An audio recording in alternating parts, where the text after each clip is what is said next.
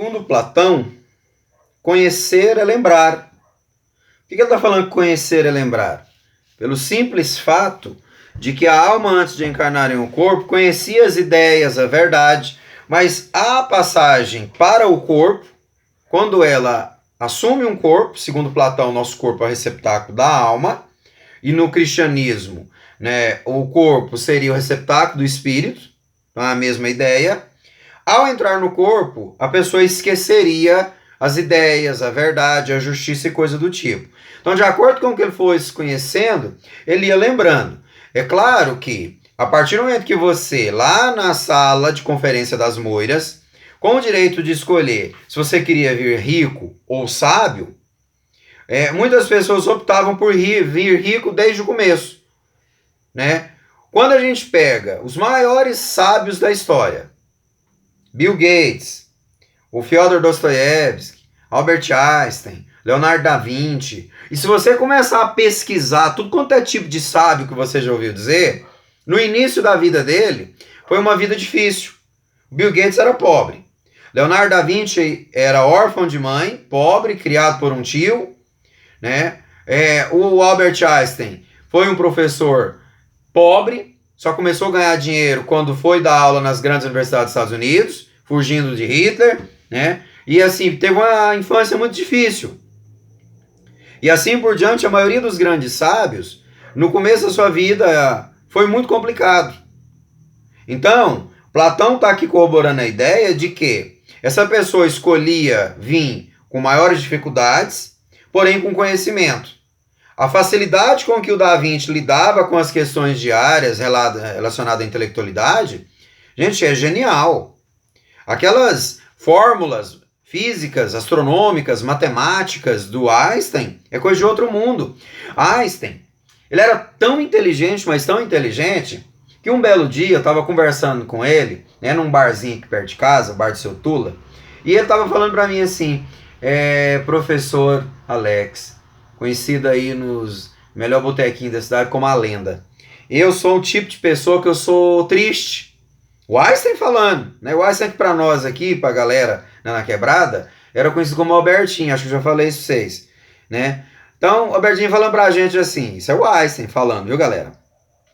A minha vida é triste e vazia.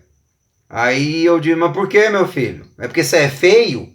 Não, é porque eu tô falando, eu tô conversando, eu tô explicando as minhas teorias e ninguém entende, né? Então parece que eu tô conversando sozinho. Mesmo quando a pessoa tá parecendo que tá entendendo, no fundo, eu tô vendo que ela não tá entendendo nada. Ela fica assim, pois é, nossa, E eu vejo que a pessoa tá voando. Eu tô falando e ninguém tá me entendendo. O Leonardo da Vinci era assim, o Einstein era assim, o Júlio Verne era assim. A maioria dos sábios conversava sozinho, porque não tinha com quem dialogar. Tudo isso explicado por Platão lá na República. Que conhecer é lembrar. Os verdadeiros sábios, eles lembram com maior facilidade. Pegar um exemplo, que eu não gosto de dar, mas vou falar. Mirosmar de Camargo, Zezé de Camargo, aprendeu a trocar cinco instrumentos autodidata, sozinho. Aprendeu a tocar uma sanfona aos 13 anos de idade, ouvindo a sanfona. O pai levava ele para as festas, o sanfoneiro tocando, ele sentava e ficava ouvindo. O pai comprou uma sanfona para ele, ele punha no colo, tá o cara lá no palco tocando e ele aqui tentando tocar. E o cara aprendeu. Ele aprendeu ou ele lembrou? Né? Uma infância difícil, complicada, perdeu o irmão. Entenderam o que eu estou falando para vocês? E eu estou baseando em Platão, não sou eu que estou dizendo. Não vai sair repetindo que eu estou falando besteira aí, não. Eu estou falando de Platão, tá no livro aqui de vocês. Tá? Ele está dizendo isso, que a pessoa optava por lembrar com maior facilidade. Tem gente que tem uma facilidade muito fácil de tocar um instrumento musical, de aprender uma língua nova, de aprender algo novo. Segundo Platão, não está aprendendo, está lembrando. Demiurgo.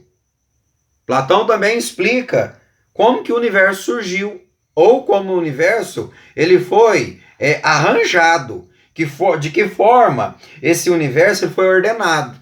Segundo Platão, havia a matéria, havia o caos, um desordenamento total, baseado no livro do Tucídides, um grande escritor grego, Tucídides. Ele vai escrever dos trabalhos e dos dias, é um dos seus livros, e o outro livro é o Teogonia. No livro Teogonia, Tucídides vai contar toda a história da criação, do universo, dos deuses e tudo que existe ao nosso redor. Segundo ele, havia o caos, um desornamento total de tudo, e de repente foi ordenado. Platão dá o nome de quem cria esse ordenamento de Demiurgo, tá? Tá aqui na página 56. E Platão explica a origem do cosmos. Ele vai falar que esse Demiurgo, ele não criou nada, ele apenas ordenou, tá aqui, ó, ordenando a matéria e o cosmos se encontravam desarmônicos, possibilitando que houvesse alma nos corpos sensíveis e inteligentes. Então ele está dizendo aqui que só existe alma no corpo humano. Ele já estava dizendo isso para nós. O Deus platônico, assim, não pode ser confundido com o Deus das principais religiões monoteístas. Porque, segundo Platão, Demiurgo não é o criador de todas as coisas do universo. Ele apenas é o ordenador, o arranjador de tudo ali, organizando o caos, organizando num sistema. Na página 57, o tópico fala-se do rei filósofo ou filósofo rei. O coitado de Platão passou por duas grandes decepções na vida. Primeiro, a decepção ligada à democracia. A democracia, né, que elegeu o PT, que quem era contra o PT tinha que engolir o PT. Depois a democracia que derrubou a Dilma, que era do PT, e colocou o PMDB no governo. Quem era do PMDB bateu palma, quem não era ficou fazendo bico. Essa mesma democracia doida colocou o Bolsonaro no governo. Você é do Bolsonaro? Bacana. Você não é do Bolsonaro? Você fica fazendo bico. Mas isso é democracia. Isso é a maioria. E a democracia, a mesma nossa, que é o governo da maioria, matou o seu mestre, o Sócrates. Platão, então, tem essa experiência. Para ele, a democracia era algo terrível, era algo impensável. Como que algo que pode ser considerado bom mata o maior sábio de Atenas? Obriga esse cidadão a cumprir uma pena de tomar veneno e ele mesmo se implicar, né, a morte. Né? Seria a autoexecução. Aí ele imaginou que uma forma de governo interessante seria a tirania. Não. Vamos pensar o seguinte. Na mitologia, Zeus governa o Olimpo de uma forma ditatorial e tirânica. Aí vai ele para Siracusa. Lá tinha o ditador, né, o rei de Siracusa, e o filósofo Platão tenta ensinar a esse rei filosofia. O rei não gosta das ideias de Platão, aquela ideia de justiça, de verdade, não mate a pessoa, não corte a cabeça do outro, né, não bate no menino porque ele é autista, coisa do tipo. E aí, o Platão é preso, é vendido como escravo, um dos seus discípulos compra ele e dá a liberdade de novo. Então, Platão tem suas grandes decepções. Na página 58, ele vai tentar explicar para nós, através de um termo grego chamado paideia, que se não é possível fazer um rei filósofo, então havia necessidade de fazermos filósofos reis, em busca então de os filósofos, desde a mais tenra infância, eles seriam ensinados, eles seriam trajetados de trajetória, no caminho de uma governança. Então todo filósofo ele já seria, né, preparado para, se algum dia tivesse o poder nas mãos, aplicar de uma maneira justa, coesa, né, e verdadeira para todo mundo. Então, lá na República, ele vai dizer para nós que a tese que o governo da cidade ideal deve ficar a cargo de um filósofo, um rei sábio, um rei que buscasse a verdade, a justiça, mas principalmente a ética das ideias. Aqui nós temos um quadro, né, na página 58, Filósofos Governantes, palavra do filósofo. Eu não vou ler e nem explicar isso aqui para vocês, porque tem duas questões aqui pessoais. Eu quero que vocês leiam e respondam essas questões. Porque se porventura eu explicar, de repente a minha explicação pode interferir na resposta de vocês e também fazer com que vocês sejam influenciados. Quero que vocês façam os exercícios que eu vou colocar para vocês no Google Class. Acredito que essa forma de trabalho nossa, ela está sendo muito bacana para quem está levando a sério. Quem está levando a sério as aulas online, e lá no Google Class, que entrou agora pra gente, tá? Vou colocar umas questões daqui, uns 10 minutinhos tá lá.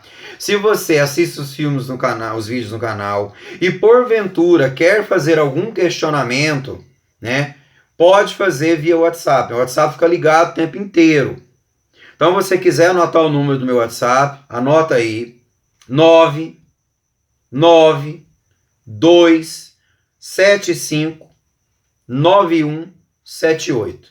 99275 9178. Ligue já. Você pode ligar, você pode mandar um recadinho, você pode mandar aviso de besteira, né? Você pode curtir o meu status, pode ver direto bacaninha lá. Então, tá aí pra gente tirar dúvida. Façam os exercícios, por gentileza. Pode tirar dúvida de filosofia, pode tirar dúvida de arte, tá? Amanhã eu vou postar o vídeo de arte para vocês da Semana Santa.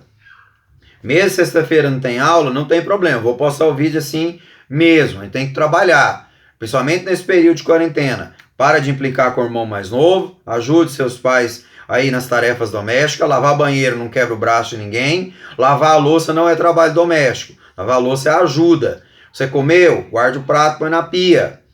Pegue esse prato, lave, lava a louça, ajuda. A ajuda sempre é bem-vinda. Sei que estão passando por um problema de tédio, de cansaço, né? Tô com a cabeça cheia, mas é um momento que você pode se transformar num ser humano melhor. Todo dia é uma oportunidade para você se transformar numa pessoa melhor. Ajude a pessoa que mais gosta de você, sua mãe e seu pai. Seus pais vão adorar uma ajuda simplesmente de vou pegar o cocô do cachorro, né? Vou dar banho no cachorro. Eu vou organizar o meu quarto. Mãe, vou deixar, vou lavar meu banheiro. Não vai quebrar o seu braço. Você vai aprender o valor do trabalho e com certeza seus pais vão ficar muito contentes com você. Até lá, um abraço do tio. Não se esqueça, uma lenda é para sempre.